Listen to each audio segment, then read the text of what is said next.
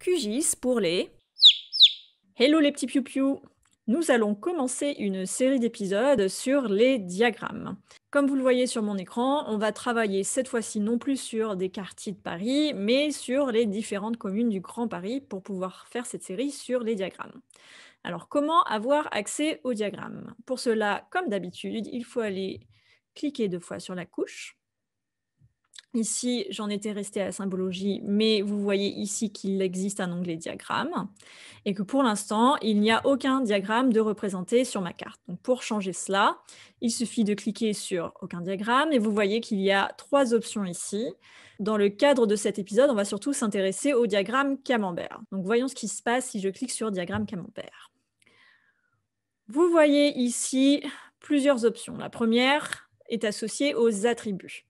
Dans cette couche que j'ai téléchargée depuis le site de la Pure, mais qui est associée à des données de l'INSEE, vous avez toute cette série d'attributs que vous voyez là.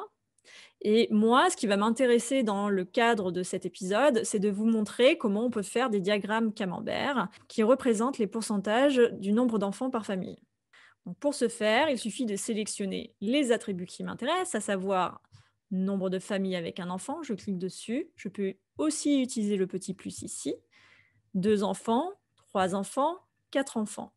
Vous voyez ici que les attributs utilisés sont représentés dans cette fenêtre et les couleurs qui sont affichées vont être les couleurs des différentes parties de mon camembert. Ensuite, allons voir dans la partie rendu. Vous pouvez ici choisir différents éléments de format, donc l'opacité de votre camembert, la couleur de ligne, la largeur de ligne, etc., etc., etc.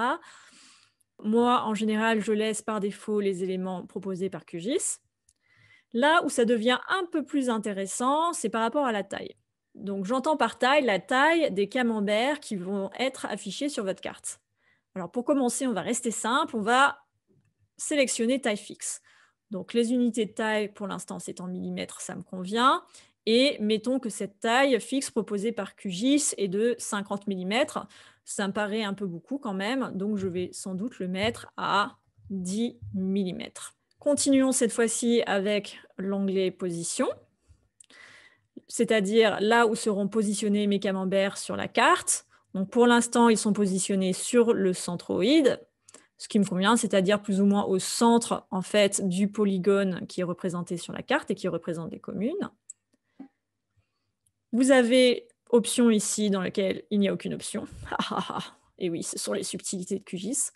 Et enfin, vous pouvez choisir d'afficher la légende qui sera affichée en fait dans cette fenêtre couche. Voyons ce qui se passe lorsque je mets appliquer. OK. Vous voyez ici que QGIS m'a affiché mes camemberts dans toutes les communes. Donc peut-être que c'est un peu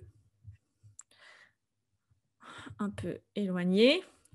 Voilà ce que l'on voit. On voit bien qu'il existe des petites différences entre ce camembert-ci et celui qui se trouve dans cette commune. Donc vous voyez que QGIS a pu créer des camemberts en fonction des différents attributs que j'avais sélectionnés. Vous avez également la légende ici, nombre de familles avec un enfant, 2 enfants, 3 enfants, 4 enfants. Ce que vous voyez en fait dans les camemberts, ce sont des pourcentages de familles avec un enfant, 2 enfants, 3 enfants et 4 enfants. Regardons cette fois-ci si dans l'option taille, j'avais sélectionné taille variable. Alors pourquoi taille variable? L'objectif est alors en fait de créer des camemberts de taille variable en fonction d'un attribut. Donc en ce qui me concerne, j'aimerais que la taille de mes camemberts soit proportionnelle au nombre de ménages qui sont présents dans la commune. Donc l'attribut qui m'intéresse ici, c'est donc le nombre de familles qu'il faut aller chercher. Nombre de familles.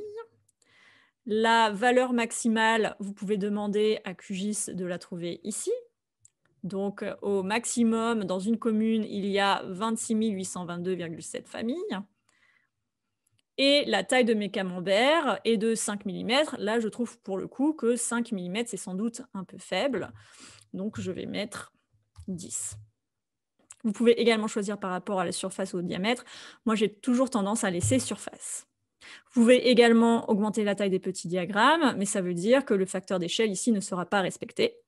Donc, je le laisse non coché dans le cas qui nous intéresse, puisque c'est suffisant. Je mets ensuite appliquer. OK. Et vous voyez ici que la taille de mes camemberts est proportionnelle en fonction du nombre de familles qui est présent dans une commune. Ça vous paraît sans doute un peu petit, mais regardons ce qui se passe si on dézoome. Vous avez une augmentation de la taille des camemberts. Donc c'est vraiment un travail d'expérimenter avec les différentes tailles pour pouvoir réaliser une carte qui soit relativement lisible.